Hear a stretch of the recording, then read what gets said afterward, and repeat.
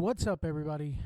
Joe White here, and have a little bit of a different video for you today. As you may notice, I got the AEW logo on the screen here, and there's a good reason for that. I want to talk a little bit. Dave Scherer did a Q&A. They over on pwinsider.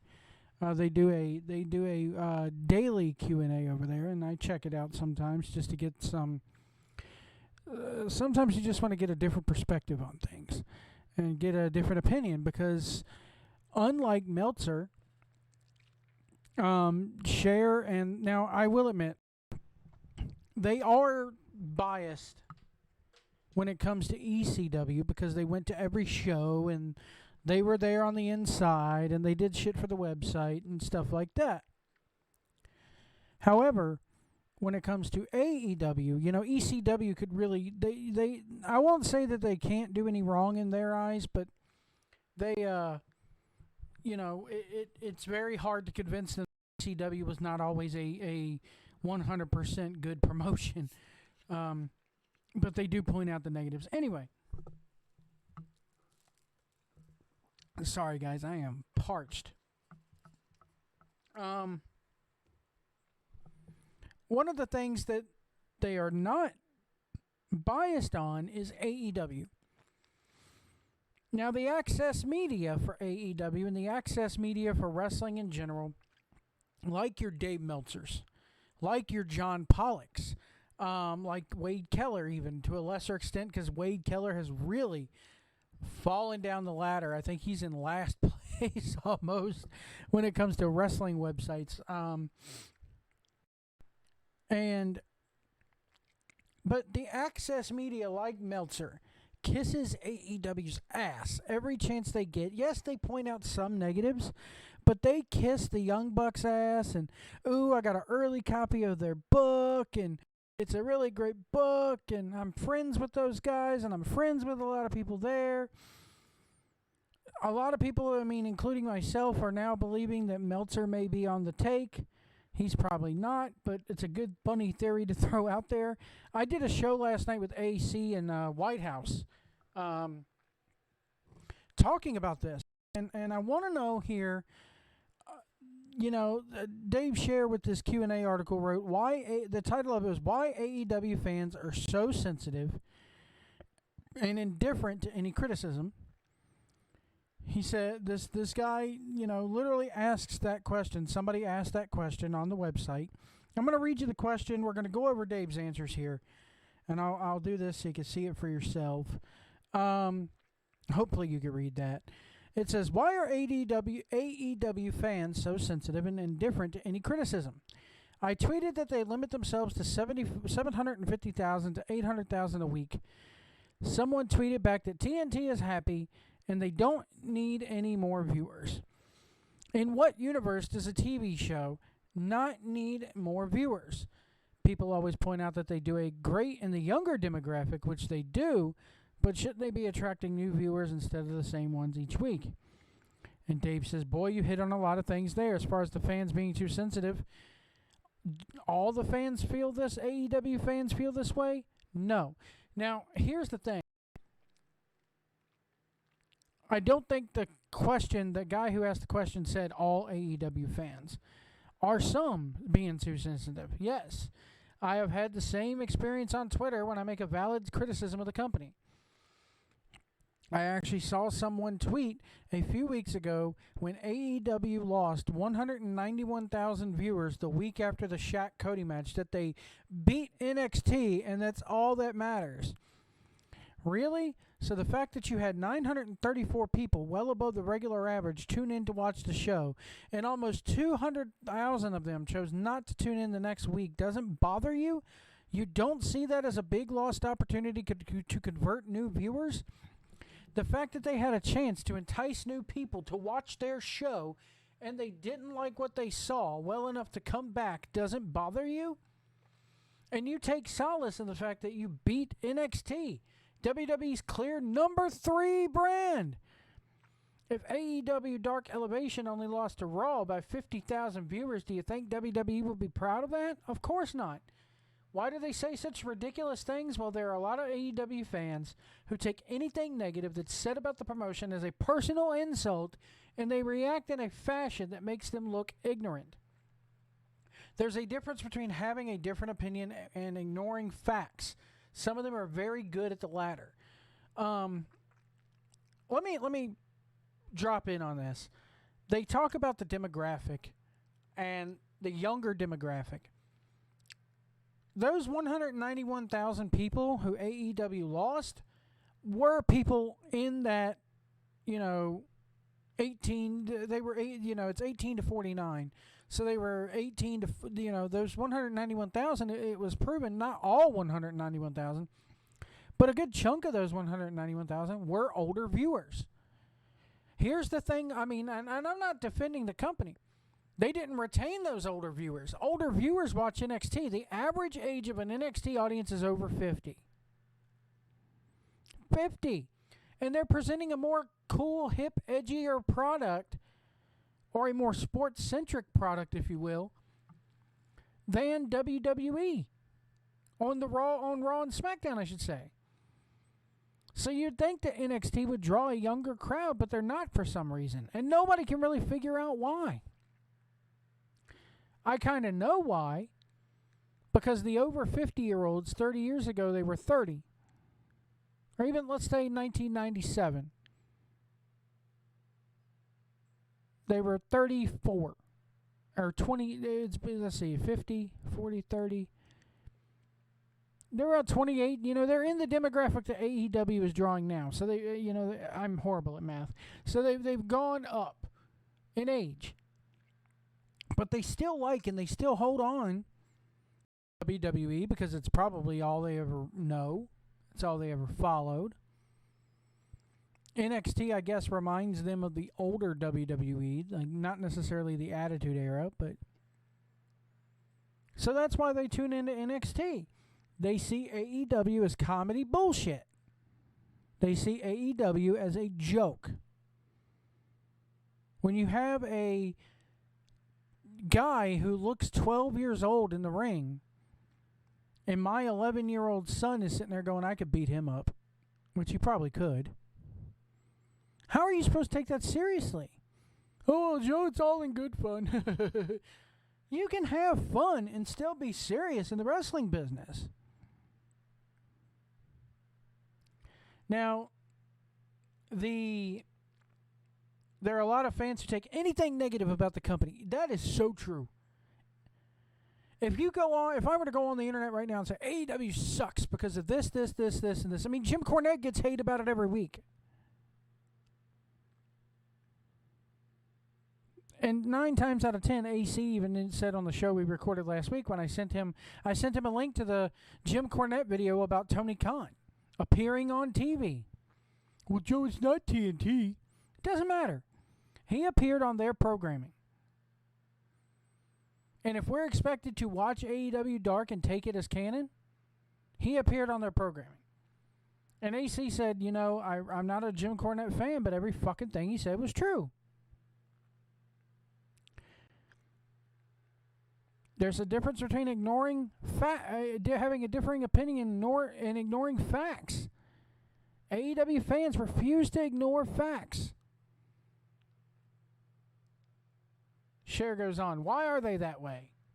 I have a few theories on that. To be fair, a lot of people are the way they are about a lot of people are that way about all subjects. If you don't share their opinion, they lose their minds. Social media is just worse. I think there are a few reasons. They're fans. Fan is short for fanatic. When some people like something a lot, they lose their ability to be fair and impartial. Hello, Dave Scherer, Dave Meltzer. They love it so it's the best thing ever, period. I also think that there's another element to consider. For a lot of the wrestling fans and some reporters, AEW is exactly what they've always said that the business needed to knock off WWE and bring a better version of wrestling. They feel that if the masses were there to see that vision, it would bring Vince McMahon to his knees. AEW does all of the things that those fans want, like blood, inside lingo, shots at WWE, etc. So if AEW can knock off WWE, that means that they've always believed would change the wrestling business was wrong. It would mean that they believe wrestling should be, can't even attract half of the audience that Raw does, and only about of that in the coveted demo. It means that Vince McMahon was more right than they are, and they will fight that to the bitter end. They don't want to admit that they were wrong, and that they like a place that at the table, and what they like has. Sorry, I can't read today, folks.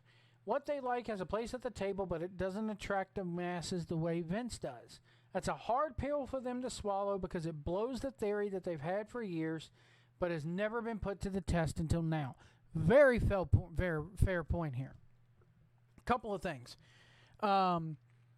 I like when he says right here, for a lot of wrestling fans and reporters, that's a shot at Meltzer. Scherer will probably say, no, it's not. It's a shot at Meltzer. AEW is exactly what they've always said, that the business needed to knock off WWE and bring in a better version of wrestling. It's a different version of wrestling, but I wouldn't go as far to say it's a better version of wrestling. Not that WWE is the version we need. They feel that if the masses to see that vision, it would bring Vince McMahon to his knees. Do they not get it that Vince McMahon's always going to be around? Vince McMahon's going to be there until the day he takes his last fucking breath. Nothing's going to bring that man to his knees. I give Vince McMahon credit. He doesn't roll over and play dead. He does not see them as competition. He does not see that as a better brand of wrestling. In fact, the whole blood and guts statement.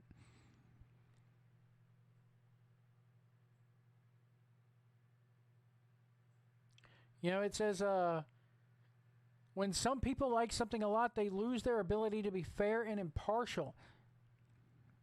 Here's looking at you, everybody at F4W.com and Wrestling Observer. That's everybody on the Wrestling Observer staff, pretty much.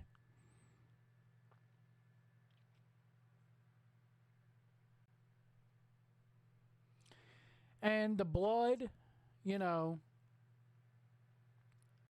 the blood, the inside lingo. The inside lingo, I was, like I said, I was on 8 with AC, and I brung up that inside logo, or lingo. You had people talking about, I'm taking useless and senseless names. But then again, that 800,000 that they're taking in, I guarantee you 3/4 of that audience are people who read the dirt sheets and people who are like me that are smart to the business. So they get that and they get a chuckle out of it, but you got that other 25% along with fans that I believe they need to attract, saying, what the fuck does that mean?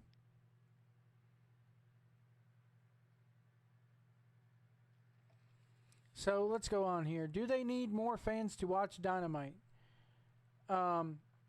It says, it's always a good thing to have more viewers instead of less. True.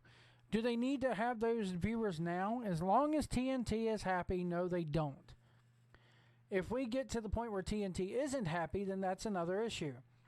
If you compare year to year, AEW has lost overnight viewers every month in 2021 versus 2020. Last I checked, the over number of fans lost was over 10% for the year. Erosion is never the preferred direction that any TV show wants. Viewers will leave. It's just the way it goes. Anyone who doesn't think that the company needs new viewers to replace them isn't someone anyone should take seriously. It hurts the promotion to seek approval from people that already approve. As I said above, AEW is currently seeking out people that already love the show, and they're marketing to them. That's a huge mistake to me if the goal is to grow the brand. There are some people in my position that love AEW and heap elusive praise on it. Hi, Meltzer. Then there are people like Jim Cornette, and to a lesser degree myself, who don't like a lot of the things about the product and offer our criticism to Tony Khan's consideration. Obviously, he's a billionaire and doesn't have to listen to us, but he listens to fucking Meltzer. But as a businessman, all while your viewership is failing, or you would listen to the product, it's just, but as a businessman, what would you do? Continually seek the adoration of people who already love what you're doing, all the while your viewership is falling? Or would you listen to respected people when they point out things that think that you're doing wrong, and back those opinions with solid, valid reasoning? Me, I would do the latter. The fans you mentioned would not. I kind of, I kind of see this as TNT eventually is going to look at them and go, guys, I think we could do better than 800,000. Now, granted, 800,000 viewers, almost 1 million viewers on a Wednesday night. 800,000 viewers, 900,000 viewers. When they get a real big thing going, they've hit 1 million a couple times. That's a big deal for TNT. And I commented on this last night on the podcast I did with AC and White House.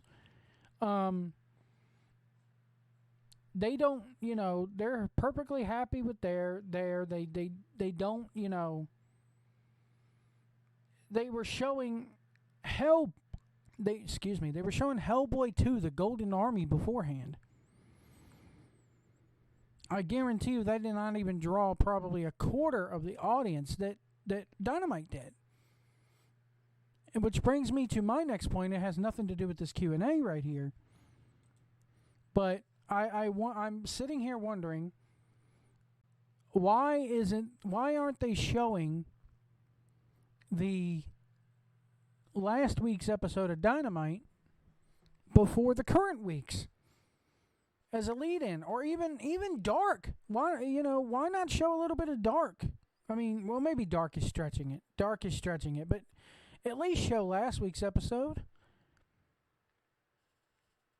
Nitro used to do it on occasion, if I remember correctly.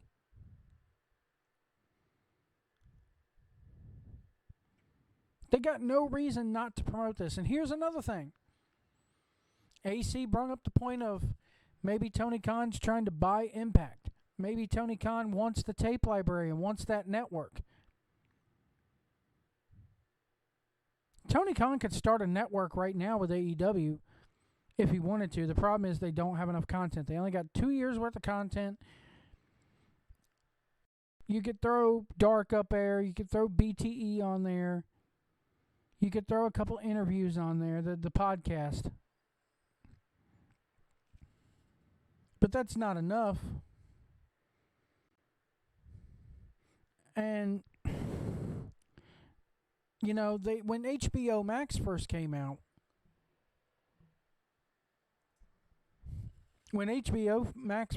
sorry guys, I don't know why I yawned there. They were AEW, they were plugging some show coming to HBO Max because they had HBO Max on the Ring Apron. They had HBO Max on the barricades. This week they had State Farm, which is good. You got to plug your sponsors and keep them happy. But why is AEW not on HBO Max? Netflix, they got the first 2 seasons, or maybe even all 3 seasons of Lucha Underground on there. And those were some of the most watched, episodes, or that was one of the most watched programs of that year. So there's, maybe it's because it's Warner, not TNT. They're separate divisions. Maybe the HBO Max division does not want anything having to do with wrestling on their show, or even sports on their show. Well, they got sports on there. They got those HBO sports documentaries on Real Sports with Bryant Gumbel. Why not do a couple, guest shots on Real Sports with Bryant Gumbel? You can cross over. It's good for all, aspects. WWE used to, and before they went to the Peacock,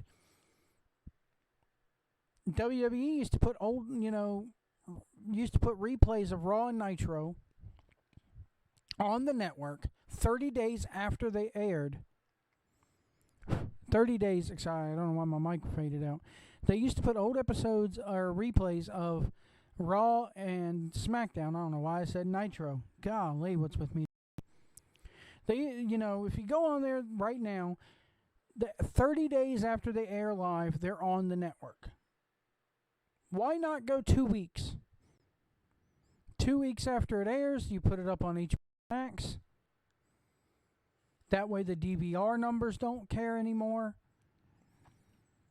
Hell, you're charging, HBO Max is the most expensive streaming service out there. Why not put your pay-per-views on there live? I mean, they're tied in with Bleacher Report. Well, hell, why aren't episodes of AEW on Bleacher Report? But I really think HBO Max is the way to go. They just launched. You just had a lot of people subscribe and watch the Snyder Cut. Why not, try to attract more nerds? A lot of people who are into comic books love wrestling. I'm just saying, there's nowhere. They're on demand, but you got to deal with commercials. So I think it's in their best interest to get on HBO Max. Nobody looks at fucking Bleacher Report. Sorry. Nobody goes on that BR Live app unless it's to watch your pay-per-view. And even then, you're lucky if you can get the damn thing to work right. When I ordered Revolution, I tried on my smartphone and on my smart TV, and the damn app, they were almost well into the buy-in before the app worked and would let me watch. And I had purchased the show the day before. They won't get my money again, not after that pay-per-view, not after the ending of that. And that may be where fans are leaving. They were leaving long before that, but you just had a pay-per-view where you had a very, very botched finish to your main event. That's why a lot of people bought that pay-per-view, and that's why maybe not a lot of them are coming back. I won't be, you're not getting money.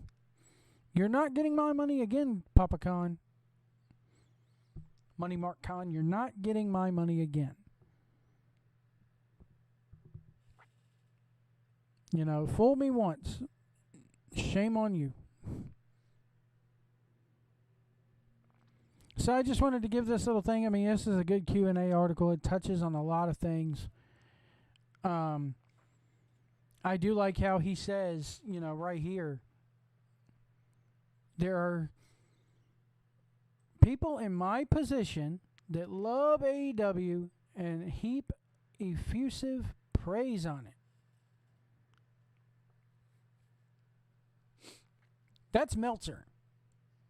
No matter what, I guarantee, he went on and I bet you he's going to love this Cody reality show. Even though it's probably one of the worst things they've done. And Cody and Brandy and AEW are getting a hell of a rub, and Cody and Brandy and AEW are probably getting, or at least Cody and Brandy, they're getting a shit ton of money from this.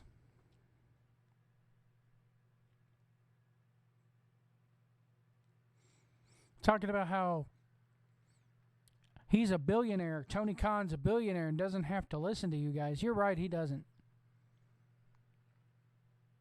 But I do have to call pwinsider out on a lot of things and all these other wrestling websites like Wrestling Inc. and Fightful. When they, when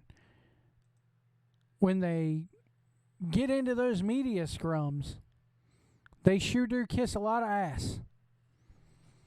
They sure do kiss a lot of ass. And, I had a video last week about how Geeks and Gamers dropped the ball with the whole Zack Snyder fiasco. Go check it out. I'll leave a link to it here on the end screen.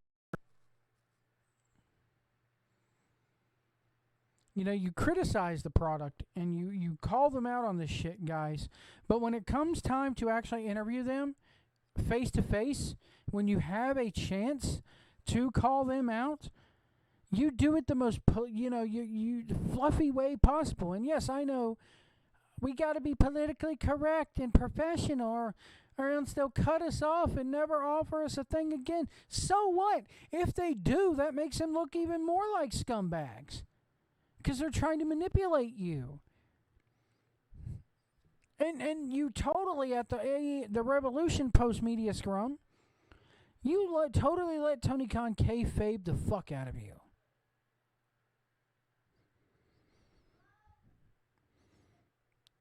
Anyway, folks, I'm going to get off here. Thank you for watching. And we'll see you down the road.